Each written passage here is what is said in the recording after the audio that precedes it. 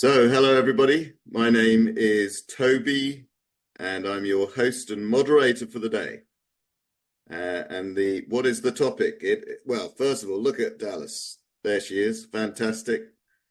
Dallas Jackson will be presenting on the topic of accountability, which is really interesting. You know, what is the difference between accountability and responsibility? Things like that. We will define it, but also, more importantly, we'll have effective leadership strategies to foster it within a team or multiple teams. What does Dallas believe in? She believes in humanity before processes. So humanity, it's all about the people, and her journey in the world of Agile. She's a coach, a practitioner, a methodologist, a mentor, all rolled into one. A Swiss Army knife of agility. Okay, and so you've done lots and lots of fantastic things with many teams in your lifetime. So just on to this particular topic, we will be delving into the importance of accountability in driving organizational success. And we'll also discuss practical approaches for leaders to cultivate a culture of responsibility and ownership. Okay, so this is for either seasoned executives or someone who's aspiring to be a leader.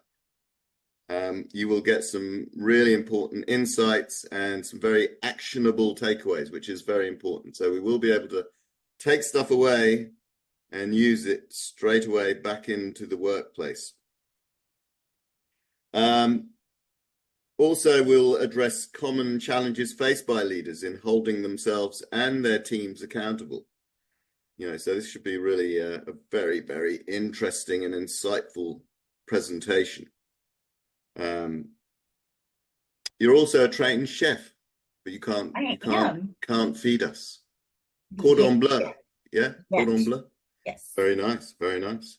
And an active supporter of non-profit groups that provide safe places for families and refugees. I thought I'd add that, you know, a little bit of. I appreciate that. You know, that's nice. It's a wonderful thing.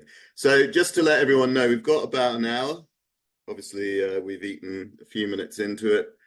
And Dallas is perfectly happy for you to ask questions as we go. And my job is really to check out the Q&A. The only way you can ask questions is via the Q&A, it's called Q&A, two sort of speech bubble icons.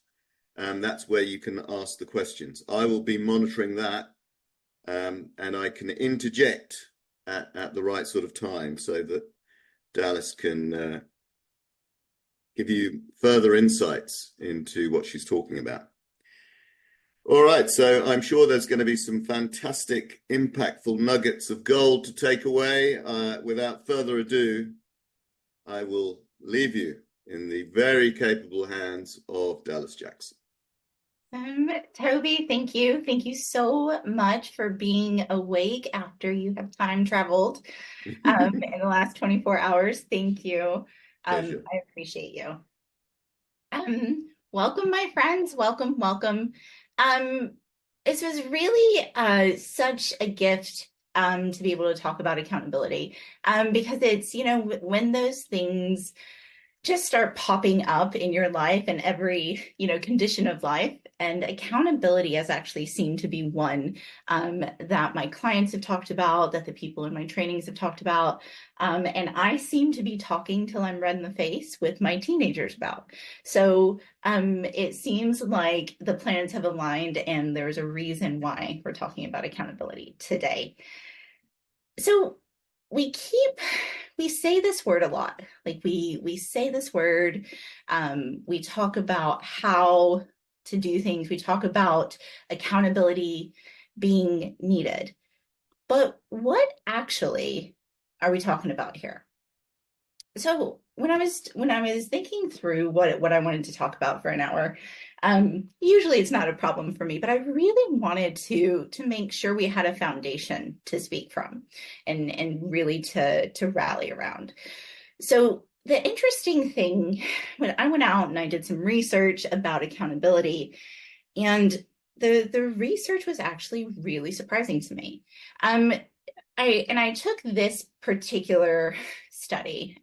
This study took responses from 40,000 participants across industries, across organizations, across countries. And it's the most comprehensive scientific study on workplace accountability ever conducted. It spans multiple years.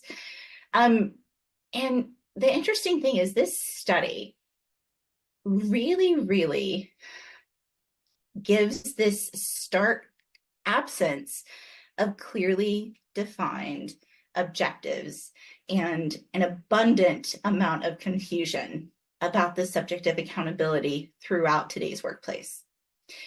And just a few things here. So this is actually the response of this. I'm still like, I had to go back and check a few times just to make sure that I had the numbers correct. So what this is obviously out of 100%. And what this notates is the people that responded with a yes to what they've been saying. So if people constantly seek and offer feedback, that's amazing, but you are in the minority. Only about 20% of the participants in this study actually said that they constantly and consistently seek and give feedback. Another low one, which I was like, oh, this is good. No, absolutely not. This is one, and this is one we're going to dig into here. Leaders have successfully, clearly defined and communicated their clear results. Less than 20% of responses to this survey actually said that people understood and have been communicated to the absolute understanding of the goals of the organization or of the leaders.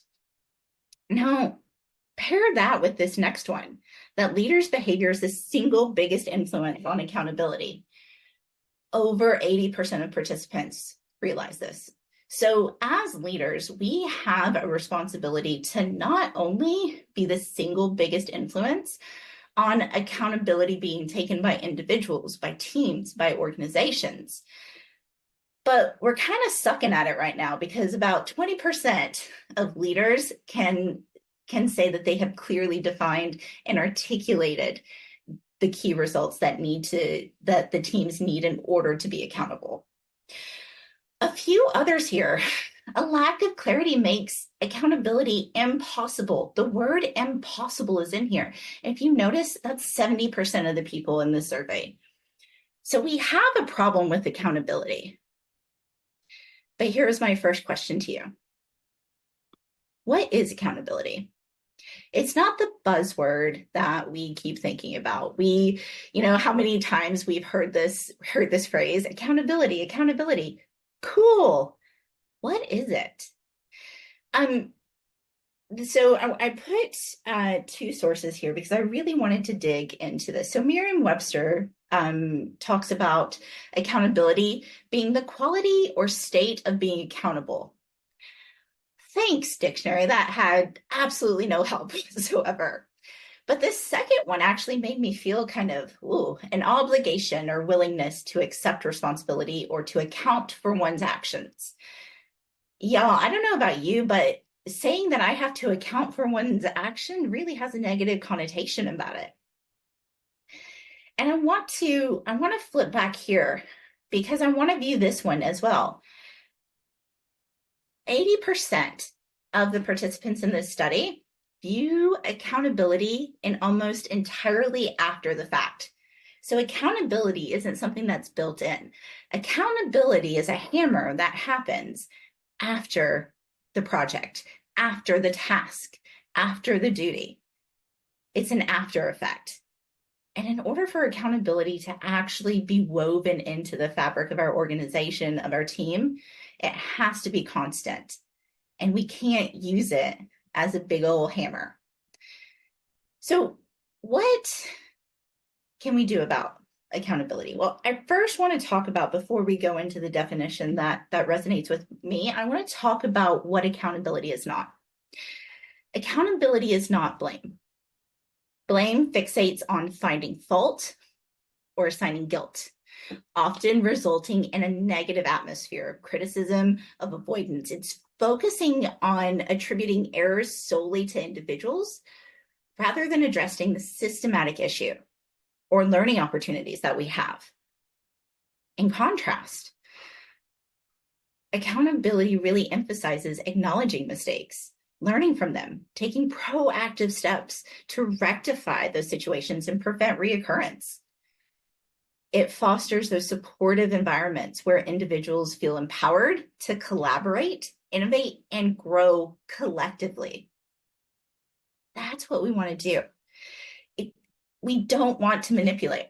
And the reason I put this here is I hear a lot of organizations, or when I go into organizations, I hear sometimes leaders saying, well, yes, I have empowered my teams. I have told them that they are empowered.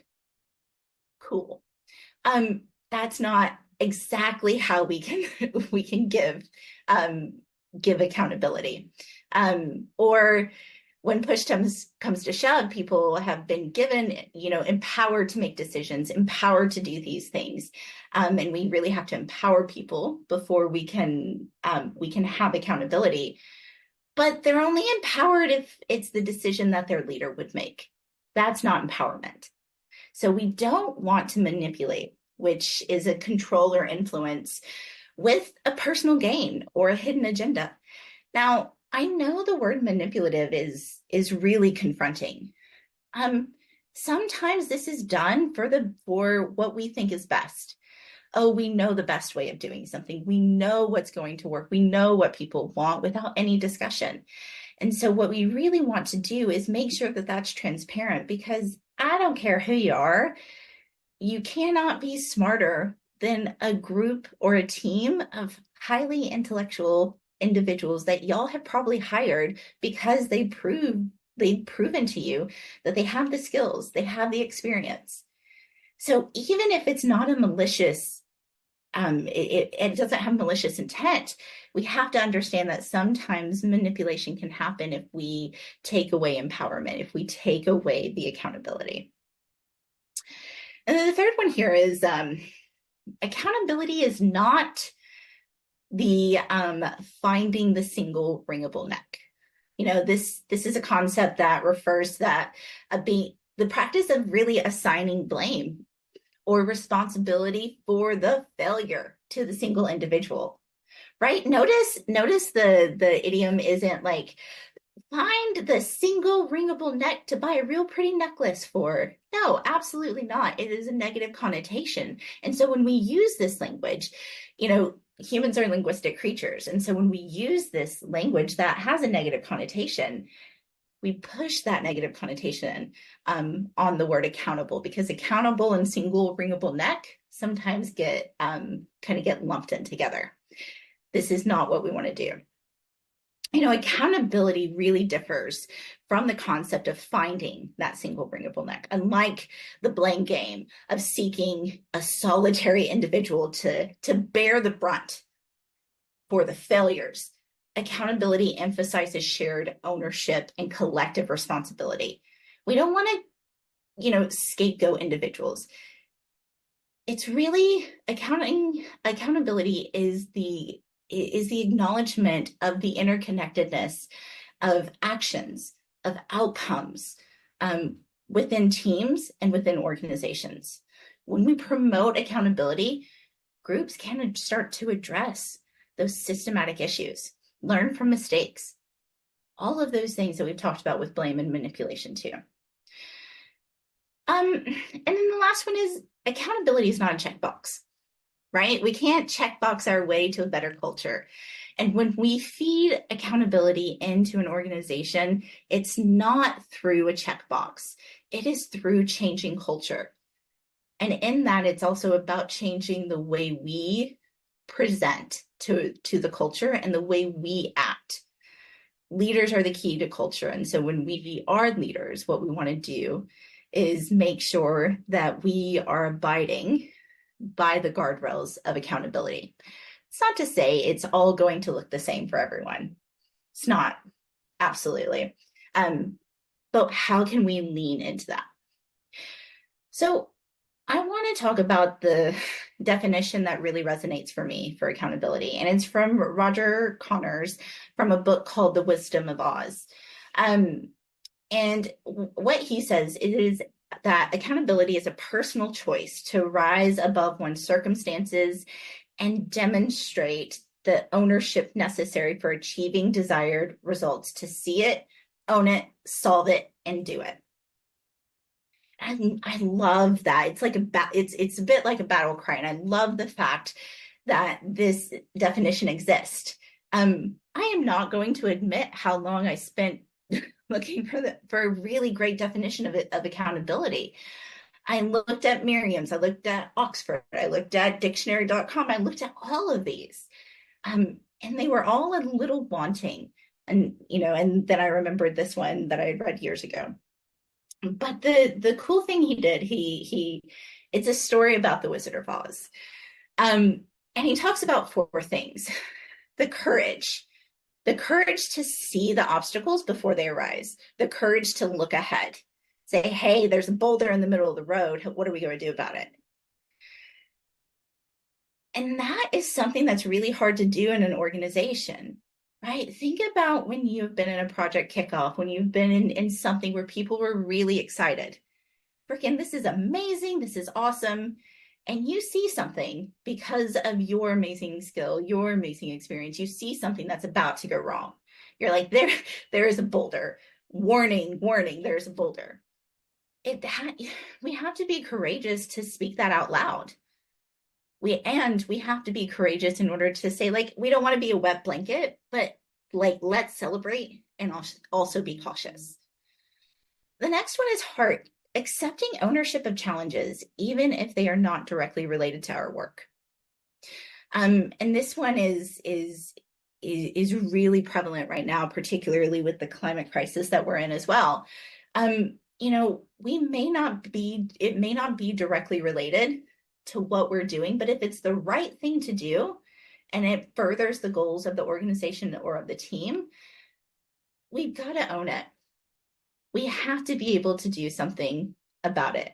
And we have to be able to say, yeah, you know what, it's not on my to-do list today, but it's for the betterment of the organizations. It's for the outcomes the organization wants. And so, yeah, I'm going to go and do that. This is one I talked about my teenagers a little earlier, and this is one that we've really been talking about. So the dishes are some of their chores.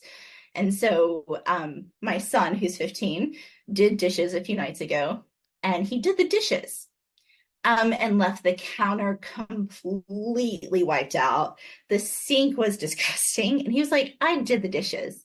And I'm like, all right, cool. Let's have a conversation about accountability. I said, what do you think the intent was?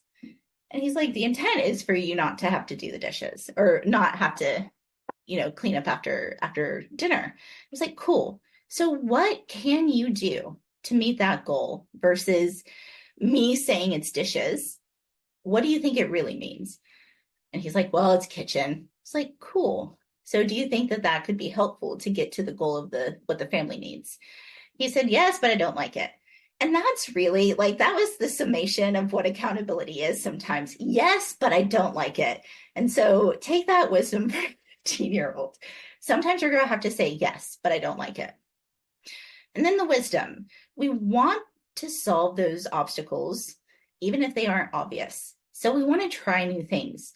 We want to be experimental, and we want to understand that even if we don't see the solution that's right in front of us, what we can do is say, we know this, and bring other people in. Accountability is not about doing all the work. Accountability is doing everything you can to get to the end result that's necessary.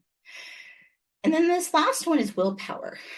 Do the work and deliver the solution.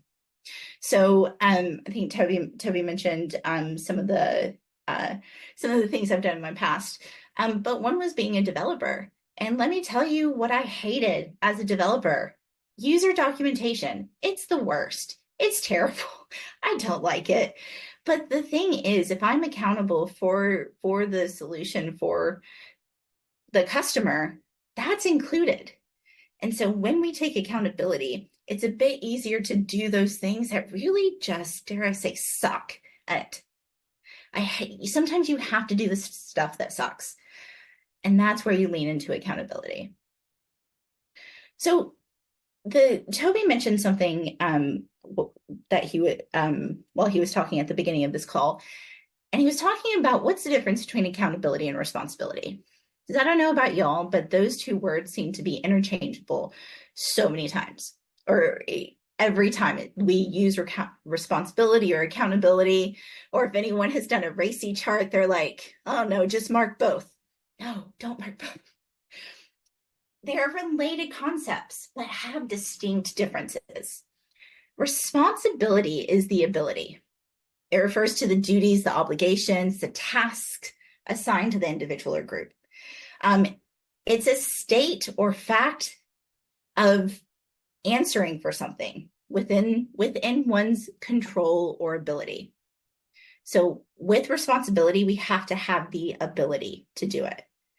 Now with accountability goes beyond those tasks. It goes beyond the things that we do, and it goes to ownership.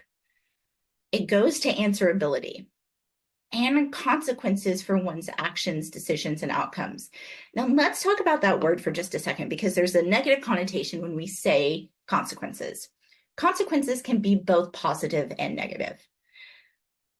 But as leaders, we have a bad habit of only using accountability as a bit of a stick, as a bit of a, well, you were accountable. Instead of giving accountability, we're using it as a bit of a weapon. It entails being answerable or dare I say liable. And we want to make sure that when we talk about accountability, that we talk about the amazing benefits that we get out of it. And the fact that being accountable means that we have the ability to figure out how to do it. We have the ability to bring people in. We have the ability to have the integrity and a willingness to accept both credit for the success and responsibilities for the failures that lead to learnings. We want to emphasize that with accountability, there's an importance of taking proactive steps to fully commit, learn from the mistakes, and continually improve. While responsibility refers to the duties and the task assigned to individuals, accountability involves taking ownership and being answerable for the outcomes of those responsibilities. And we have to really make sure that we talk about the distinction as much as possible. So a big question that I get a lot is, what can we do as leaders? Now, these two figures are from the study that we started today off with. 84% of those surveyed cited the way leaders behave as the single most important factor influencing accountability in their organizations. The single most important thing. So take everything away. If you act with integrity, with accountability, you are in a landslide going to bring something out of your teams. Because look at the second one, 15% have successfully, clearly defined and broadly communicated their key results. So one of the least positive or least agreed upon metrics was clearly defined goals from leaders. And one of the biggest ones was the influence from the leadership. So if we don't get accountability right, we're not going to get much else right either. Accountability encompasses how people make commitments to one another, and they make commitments with gusto. It's also about what they make commitments about, how they measure, how they report status, how much of ownership are they going to take. And the interesting thing is that study really reinforced the fact that this is one of the biggest changes that we can make in an organization. And as leaders, we can't say one thing and do another. I pulled something from where I'm from. I'm from Texas, and we have this saying called "all hat, no cattle." And what it means is someone full of a big talk but lacks action, lacks power, lacks substance. It's a really traditional Texas put down. Um, that's really, you're just blowing smoke, if you will.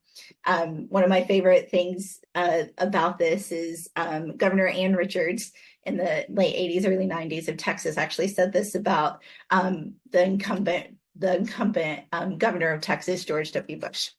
And so it's really, really funny to use this in a way of bringing it to this side of the world. But also, we can't be this. We have to lean into what we're asking other people to do. So I like data, and I wanted to actually give some more data. This is from leaders. Accountable individuals take responsibilities of their actions and behaviors. They communicate changes, they keep others in the loop, they set clear expectations, they learn from failure, kind of everything that we talked about. Because they can be counted on, others trust them.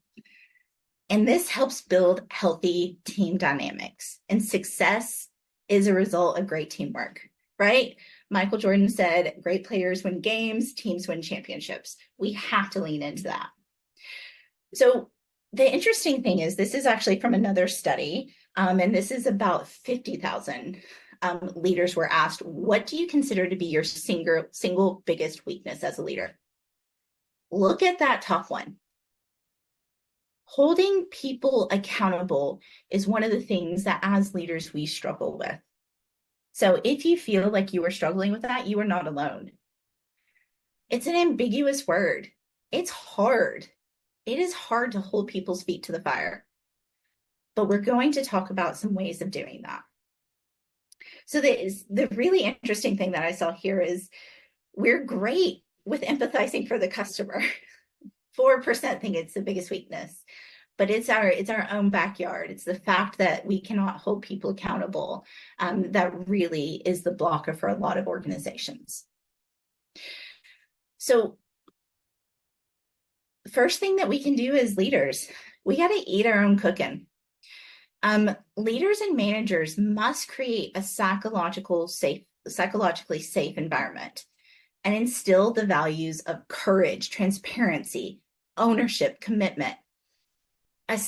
We have to create a system where teammates can see problems, take ownership to solve them, deliver solutions. Here's the thing, deliver solutions that may fail, but they won't be punished or judged because it fails. None of us get things right 100% of the time. And if we do, can you buy me a lottery ticket and send it to Soptic, please? We don't do that. We have to start being an example. One of the things here, commitment is super important. It's the willpower to do whatever it takes. We can't force people to do things. They must have a high level of willingness to perform successfully. So here are the main traits of accountability. We want to have courage to say the crap people don't want to hear. We want transparency. And let's be real honest, it's real easy to be transparent when it's good news. And we're crap at it when it's crap news. We have to be transparent with everything. We have to have that commitment we just talked about. Ownership. We have to be personally invested. We have to understand, why are we doing the things we're doing? Why am I coding this thing? Why are we here doing this piece of work when we could be doing about 1,000 other things? So we have to be able to understand that so that we can be personally committed. We also don't want to blame others. And that's that personal commitment too. The interesting thing here is it's, I was coaching an organization. One of the first meetings I ever had, people were talking about this thing that had to be done. And I promise you, it was like a game of not it when you're a child. I don't know if it, like, back in the States, we would play this game of not it, and you touched your nose and whoever was last had to do the thing. Um, but it felt like a grown-up version of not it. We don't want to do that. We just want to say, all right, we'll get it done because it's the best thing for the organization and the team. Also, integrity. Do the things you say you will do and build a foundation of trust. The interesting thing about integrity is when people view you as having high integrity, they also view you as highly influential. And if you refer to Robert Cialdini's work around influence, commitment and consistency is one of the most powerful levers of influence. And so when we do what we say we're going to do, people believe you more. When you do what you say you're going to do, you're able to influence people just by following through. And then the last two, improvement. Ask for and offer feedback always. But don't just sit on it. Act on the feedback you receive. Because here's the thing, if people ask me for feedback and they never do jack about it, I'm not going to bother wasting my time doing that. Take feedback in. And really, y'all, sometimes feedback is a gift. I don't believe in negative feedback or positive feedback. Feedback is a gift. It's going to tell you you're on track, or it's going to tell you that you need to adjust. And then the final one is resilience. The ability to keep going, keep adapting, and just say, well, we figured out a way not to do that. Now let's figure out a way to do that. We want resilience. We want to be able to say, yep. What did Thomas Edison say? He said, I didn't fail 1,000 times. I found 1,000 reasons or 1,000 ways how not to build a light bulb. And that's how we want to do. The products that we are working on across industries are becoming so much more complex that we don't know what we don't know. And so resilience is key, because if we get sidetracked by a little bump in the road, we are going to get sidetracked every day. So how do we build up that resilience? We practice it first. So I am sure you are like, yeah, Dallas, that's adorable. We all know these things are great. Now, why are we talking about ourselves when we're really talking about how to have a team take accountability? We can't be accountable if we don't have the ability to take ownership. And so as leaders, we have to be able to give ownership. When we ask people to hold each other accountable, we need to ask ourselves some questions. Was I clear on my expectations? How can I help more? What is my relationship with them? We need to work a lot on reducing that blame game, excuses, and judgy McJudgersons across organizations. That way, taking ownership for the results is on the forefront of everyone's mind. I'm sure we've all been in the situation where something has been needed. We want to take accountability. We want to take ownership, but we're scared to, because we're like, oh, I don't want to be blamed if anything goes wrong. That's not the leading question we want when we're asking people to take ownership or asking people to work on something.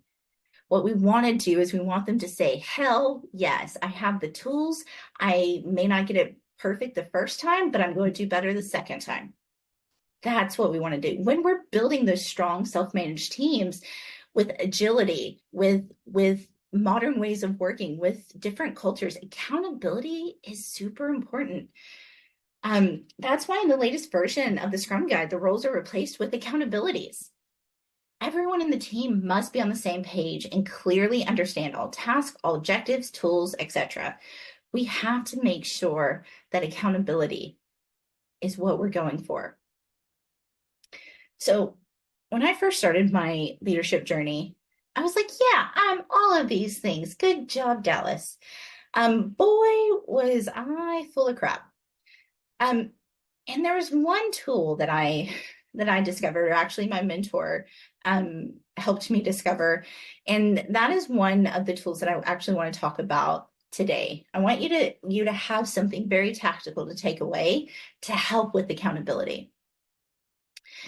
What I find a lot of the time is when we talk about accountability, we talk about delegation. And when we talk about delegation, we all have our own opinion of what delegation is. And in reality, there's actually 7 levels of delegation. And when we're on different ones, it can lead to some conflict.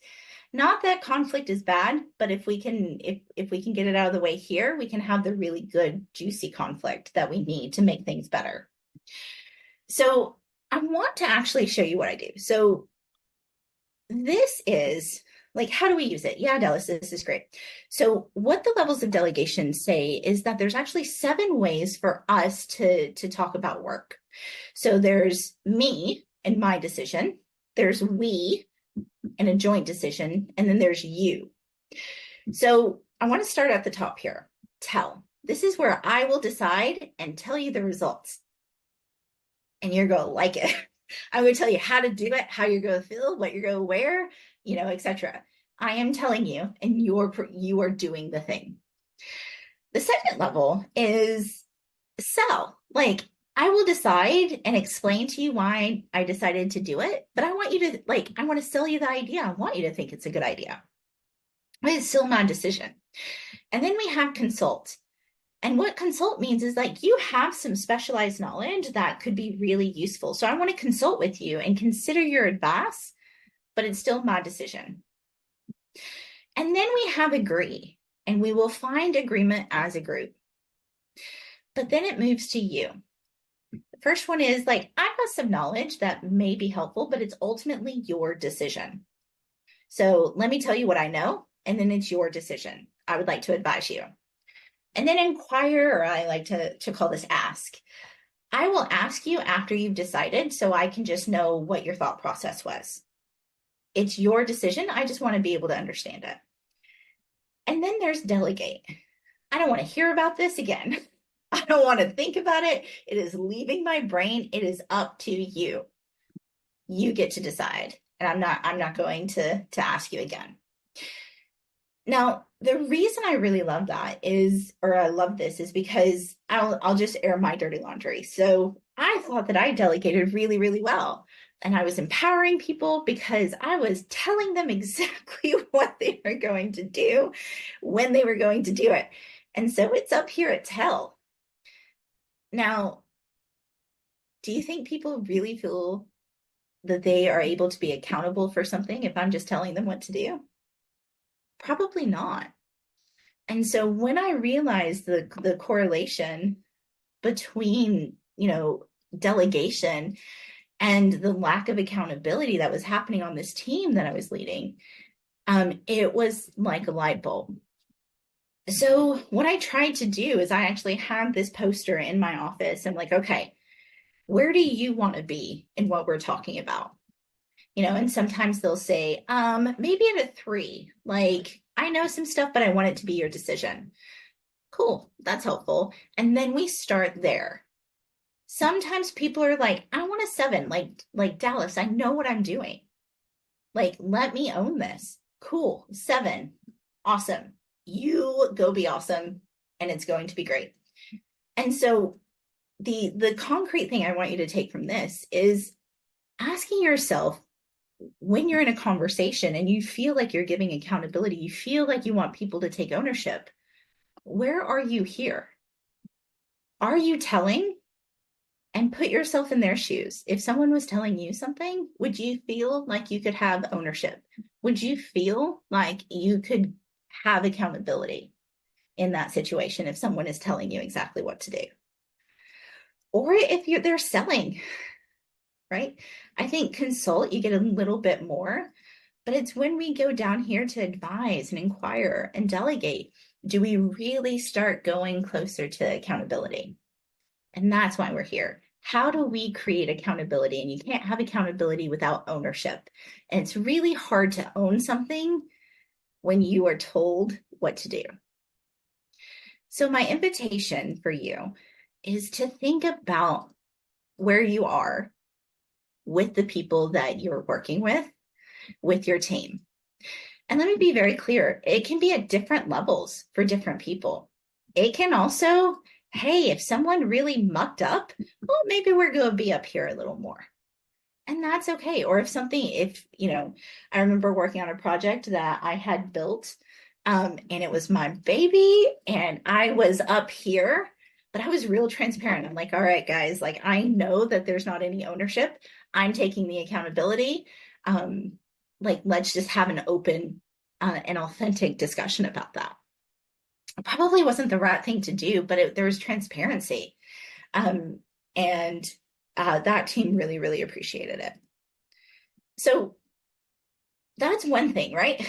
Like, we have to practice what we preach. We got to eat our own cooking. Leaders are the key to the change of culture.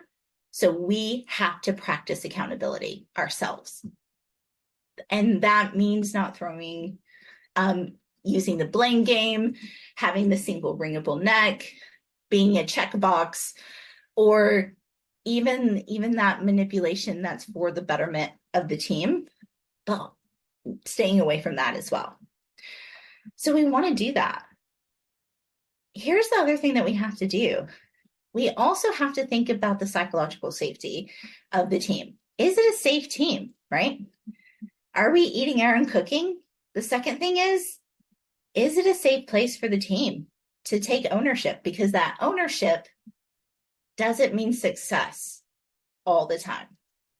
So my favorite tool for this is actually an oldie but goodie, but the 5 dysfunctions of a team from Lencioni. And the reason I love this, one, is because avoidance of accountability is one of the dysfunctions of a team. So when we're avoiding it, it means we're not doing something quite right. So, but I want to start at the bottom here. What are we doing as leaders to build psychological safety in our teams?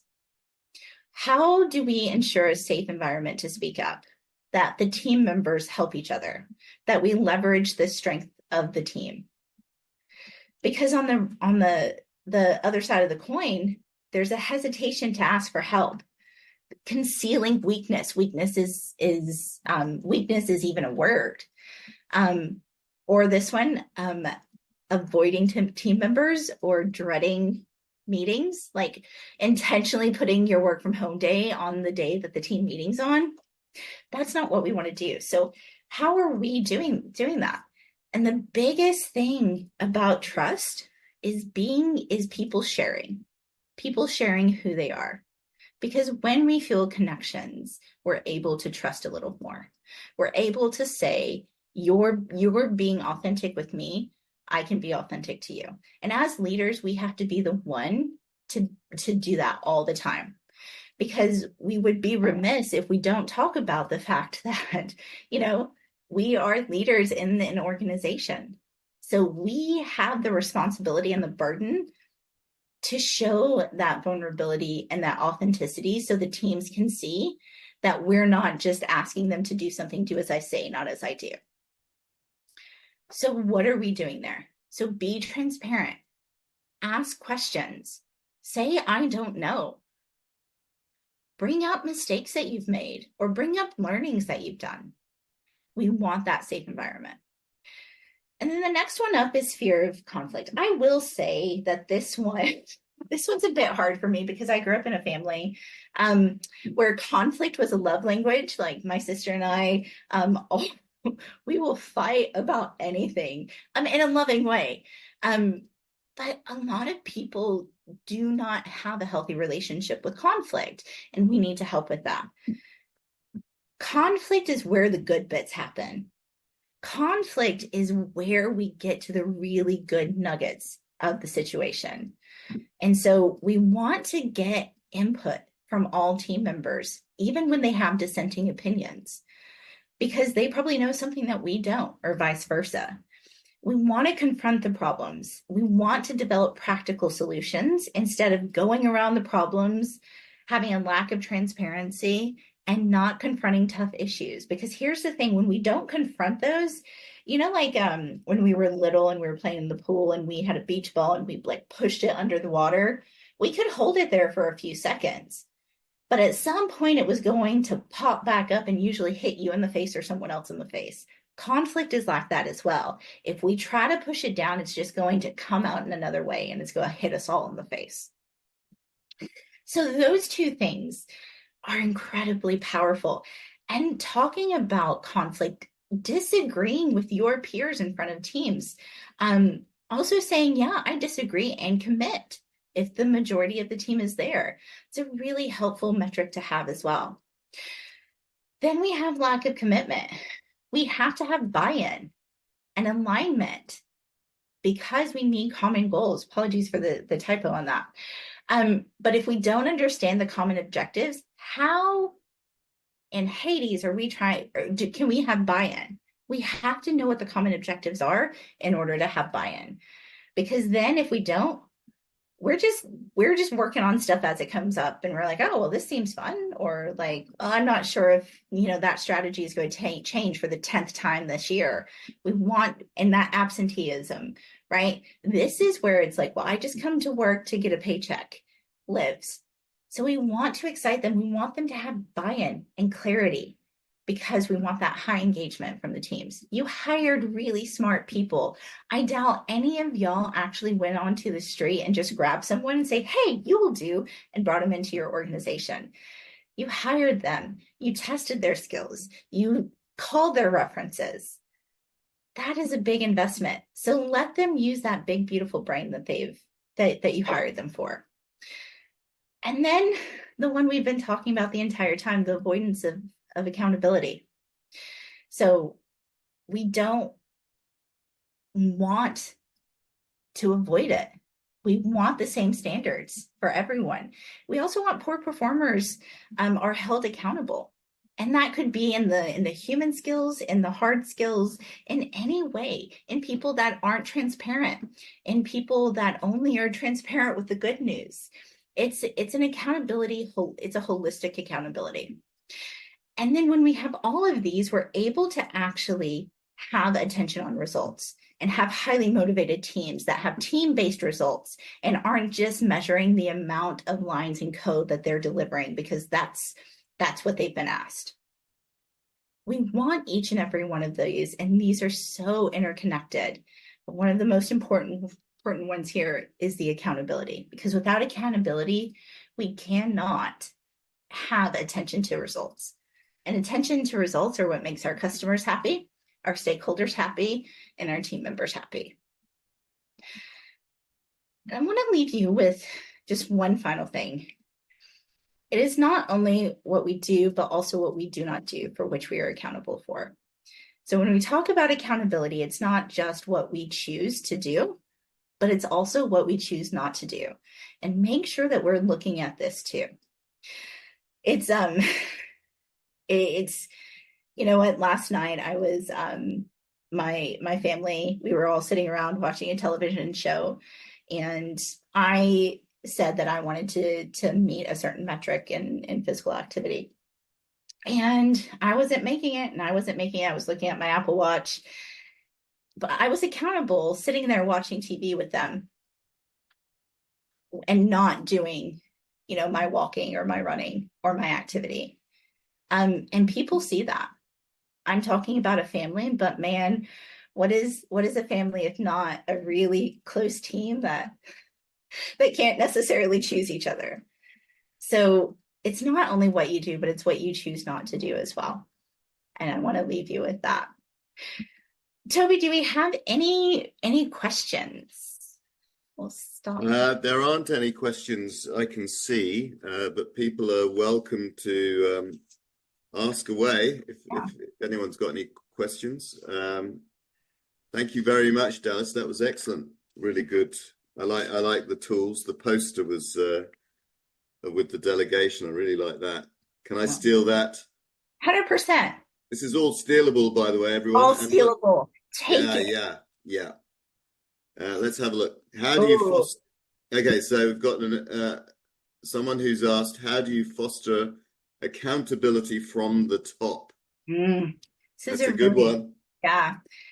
So I think it's a lot of what we've talked about. And it's also what I find really helpful is asking questions. So if there is a lack of accountability, what are they fearful of? If they're not letting us make decisions, right? Like, so Toby, if you were my boss and you kept on telling me and, kind of giving me a Gantt chart of exactly what you want to do when I'm fully capable of, going through it, I would ask you, hey, Toby, are there some things that you're scared that I'm missing? Because I actually can do all of this stuff, but it really seems like there might be something that you think that I'm missing. Could we talk about that so that we can Mm, start moving through that? And so using that delegation isn't just for, if Toby is my director to me, but it's also something I can use to Toby. Hey, Toby, you're telling me a lot. I'm wondering what would it take for us to actually move down to maybe sell or advise or consult? Like what are the things that need to be true? And when asking that question, it puts a mirror in their face a little bit and it says, hey, like, maybe I'm a little too hands-on, because I assert that most leaders aren't micromanagers or aren't allowing accountability to be taken because they don't trust, but it's because they really, really care. And we have not in society actually really focused on how accountability, influence, listening, things like that work until the last decade or so. mm. So I think it comes from a really phenomenal place, but asking them what are they afraid that we're missing could be a really great question to start with. Yeah, I like that, Doves. Would Awesome. you use the poster with this person? I'm going I to ask the weird questions, but no, here's the I poster. Yeah. I absolutely would. I had it in my office framed. Mm, Now I'm not saying y'all should be psychotic like I am, but it was such a really helpful tool, right? Like humans are object oriented. So if we actually have an object a to visual. yeah, it can really help make this the thing versus it's between us. So this feels personal, but Mm, here a framework really allows us to actually step out of it being personal and into how do we work together. I like it. I've got another question for you.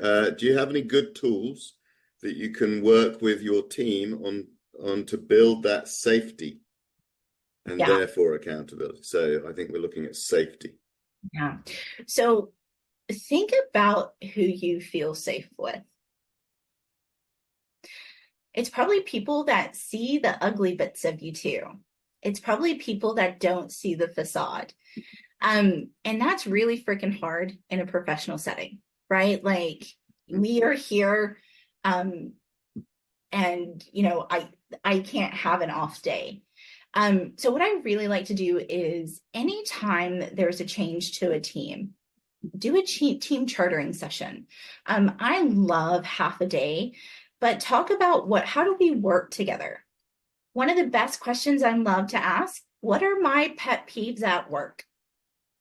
And so you're listening for everyone's pet peeves. So mine is if there's not a freaking agenda in a meeting, I will not go. I won't do it. I will not do it. Just don't make me. Um, Another is like I remember doing this. Another one that I found really funny is like, do not talk to me between 11:15 and noon. He's like, I'm hangry, but I can do work. I can't do people, but I can do work. Cool. And so when we start to actually see each other as humans instead of moist robots and thinking about we all have nuances and we all start to learn those nuances, that can be really powerful. So do a chartering session. What are your pet peeves? How do we want to work together? How are we going to communicate? How are we going to disagree? How are we going to make decisions? Because when we can align on some of those things, it's a lot easier to actually go in and say, you know what, Toby, like you're wrong and this is terrible. And me? yeah, I know, I'm shocking. just a moist robot. But it's one of those things that we can have a disagreement about the architecture of this code or the architecture of a process, and we can disagree, but we can get to a place that we can do an experiment and walk out and say, man, like, I'm going to go buy you a beer because it's respect. Like, a good working relationship is not one that you agree all the time. That's not what we want. So sharing that, a final tool, I know this is long-winded, but a final tool that um, I love to share my journey. There's something called a journey map. And it's just talking about how you got to where you were. You can do it for just your career. What are some things that you've done in the past? And like, y'all, we change careers like every 7 years now. So you know what? I stand up, I'm like I'm a classically trained chef, and then was a developer, and now I do this stuff. And it's a cool conversation. It's like, yeah, I see you. I know you. That's really cool. And those personal connections, right? People's basic human need is to feel seen and to feel heard. And if we can master that, the other stuff takes work, but falls into place a bit easier. That's a beautiful conclusion, I think. Be seen and heard. Fantastic. Respect and trust. Someone has said this is really great info, and I saw a love heart Oh, excellent. fly above. Yeah, I think it was excellent. Any more last minute questions? We've got like 2 minutes left. Otherwise, you will get the webinar and the PowerPoint slides. I can't wait to use that little the me, we, you delegation. That's really cool. So good. It's so good. I feel like I've given like one of my like little superpowers away. I know. It's you've let you've given it away, but other people can use your superpower. So But that's the thing, right? Like that's part of accountability is yeah, yeah, like sharing all of this stuff and not sharing. hoarding it. I love that. Yeah. I don't think there are any more questions. It's 1:59, so we're about to reach that moment of 2 p.m. Or whatever time it is with you. But I have to say, thank you so much, Dallas. That was really interesting, very insightful. There are some key takeaways I will be taking away. I mean, I've known those delegation levels for years, but that particular, it's just sometimes a visual changes everything. It's the Texas accent too. I It's love it. I did. Sorry, I heard the y'all and the various accents there. I loved it. But and you've got lots of love coming up from there. People can't really share their appreciation other than the reactions which they're showing. Lots of applause and love hearts and all that sort of thing. So wonderful. Thank you so much. And we'll sign off. Thanks, y'all.